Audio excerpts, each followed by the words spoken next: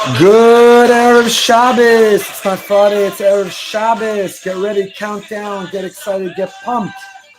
Our Turn Friday Into Erev Shabbos is generously sponsored by our dear friends Mendy and Tzipora Fishman. Schutz V'chaya Rivka Bas Tzipora Fertile, member of the Lord Jonathan Sachs, Rabbi Yaakov and David Aryeh. Thank you for your generosity. Here comes that siren. It is time for us to get ready. Celebrate and welcome the holy, the beautiful, the exciting, the sacred, the incredible Shabbos. Our parsha this week contains within it the mitzvah of Challah. And so it's the primary time that we take Challah, bake Challah, eat Challah, call it Challah is Shabbos. Let's spend a few minutes talking about this wonderful mitzvah of Challah. In fact, it's a question that's brought down and asked every time you even bake cookies or rugalach, every time that you put dough together for any type of bread or hamotzi, you have to separate, you have to take challah, or mazonos, you have to take challah. So challah is a mitzvah of separating from the dough, giving it to the kohen in ancient times. Today we burn it and dispose of it. But why do we use that same word to describe the bread, the lechem mishnah that we have on Shabbos? So many answers have been brought down, including among them, that is the primary time or reason people take challah is in the context of challah, but there are deeper reasons as well. So our parsha includes in it the pasuk, when you come to eat the bread of the land, tarimu truma laHashem, you have to give truma, you have to give a gift, you have to separate apart. Reishis arisosechem challah tarimu truma, kitruma is gorin kein tarimu osa. A person has to give reishis arisosechem, the first of your dough, tarimu, you have to give as a truma. You elevate, you lift, you separate, you give it as truma. And the Tzror Hamor, the Shem Yishmuel, many others wonder why. What is the connection in our parsha? What is Madua Nismach Parshas Challah Parshas Manag, our parsha Shlach, and whether you're listening to this commensurate with this parsha or not, the message remains always relevant. What is the connection between the mitzvah of Challah and the story of the Meraglim, the spies who investigated the land and came back and gave a negative report? Listen to what the Tzror Hamor says. Where'd the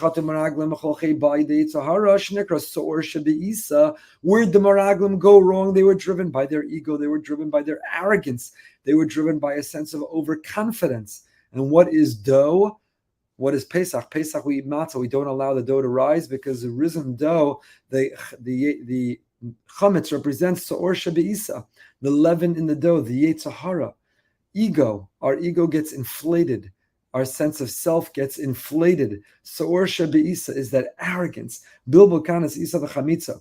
So therefore, the mitzvah of Challah comes and says, before you eat something that is inflated, that has yeast, that has risen, that has grown, separate off a piece. Remember that we're dedicating and devoting it all to Hashem.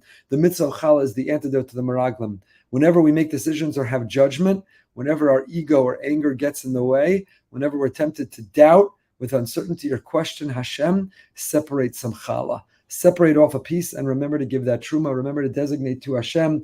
Remember to overcome. Remember to respond to that Sa'or Shebe'isa. Don't indulge. Don't give in to that ego or that arrogance. Friends, as we get ready for Shabbos, and there's so much to do and prepare, and time is running out, even with this long summer Friday, don't indulge the Yetzer Hara. Don't give in to the Sa'or Shebe'isa. Prepare challah.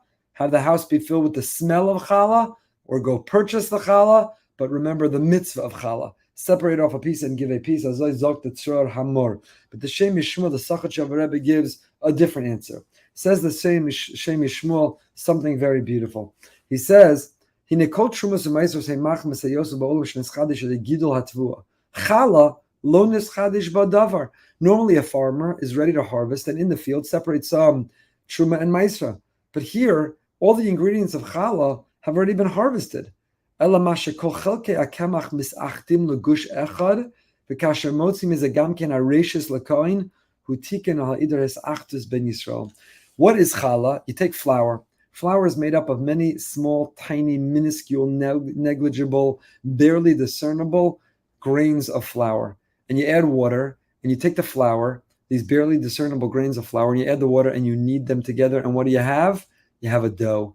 And the dough is what unites. The dough is what binds. The dough is what bonds all the disparate, all the separate, all the little grains of flour. So true, nothing new has been harvested.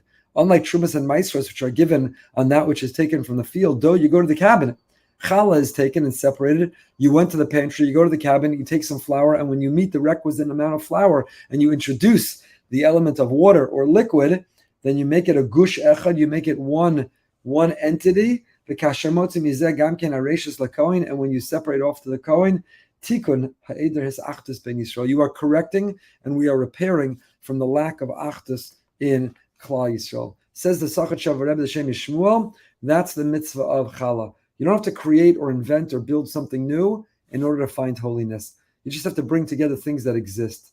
The novelty and the originality and the creativity is taking things that were apart and separated and uniting them. That's what a dough does. A dough is unity. It's undivided. When we take off a piece and we give that challah, we are remembering our sense of unity. And says the Shem Yishmuel, that's the antidote to the Meraglim.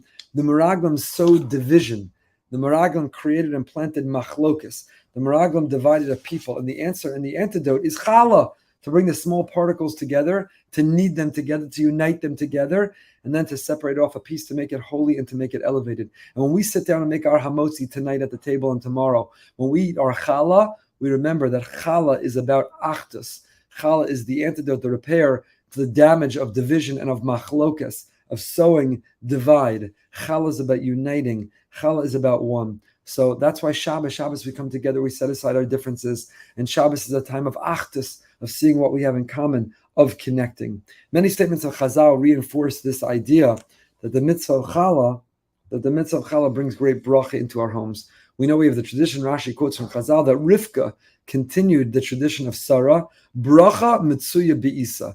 The blessing was found in her dough. What does that mean? She made a good challah, she kneaded it well, it was baked just the right amount, it was still doughy and gooey and delicious. She sprinkled it with cinnamon or with everything spices. What does it mean, bracha mitzuya be'isa, that Sarah imenu, that Rivka followed the tradition of Sarah, the bracha mitzuya be'isa. The Imrei Pinchas, Zogdar Pinchas of Karetz, the Heilige Imrei Pinchas, it doesn't mean that Sarah's dough was large or cooked through evenly or it had great cinnamon. It means that her happy, cheerful, loving disposition were as critical ingredients in the challah as the flour, the water, or the sugar. What we're thinking, what we're listening to, what we're speaking, how we're feeling, it all goes into the challah that we make. Bracha mitzuya be'isa. When we serve that challah, particularly when we make it ourselves, but even when we go buy it, what are we talking about? What are we thinking? What are we listening to as we prepare it? When someone's angry or bitter or divisive, it can be tasted in the challah. We absorb that negativity. We absorb those qualities. We need more challah and less meraglim, more unity and less criticism and division. When our family, when our children consume that challah and we dip it in those delicious dips, it's not only the ingredients and the taste that we can't get enough of, but we are imbibing whatever went into it, whatever we were thinking or feeling or listening to or saying. So we have to be very, very careful when we do it. We have to be careful when we think. That which is separated and taken, elevated and gifted from the home is kadosh, like truma. It's holy. And challah is that opportunity to engage that holiness at our tables and in our homes. So whether you're still making challah today, or baking challah today, or buying challah today, but the mentality, the attitude, the mindfulness that goes into the challah, and the hamotzi, and the cutting of it, and the dipping it into the salt, it all is the experience of the Holy Shabbos. So as we turn our Friday into Shabbos, let's think about the mitzvah of challah, the mitzvah of unity, the antidote to the meraglim, that we take these little particles of flour and we bring them together and we elevate them by giving the challah. And it doesn't have to be something new. The newness is the commitment to the unity that we have. How can our table reflect unity? How can we invite the people who are different than us? How can we focus on conversations that will unite us, not divide us, that will make us feel closer, not further away and further apart? How can we incorporate the theme of challah? So bracha mitzuya be'isa, the blessing can be found in our dough, the blessing can be found in our challah, the blessing can be found in our homes. Wishing everyone a happy, a holy, a beautiful, and a heilige, incredible Shabbos. Shabbos, Kavod Shabbos Kodesh. Everybody go turn your Friday into Erev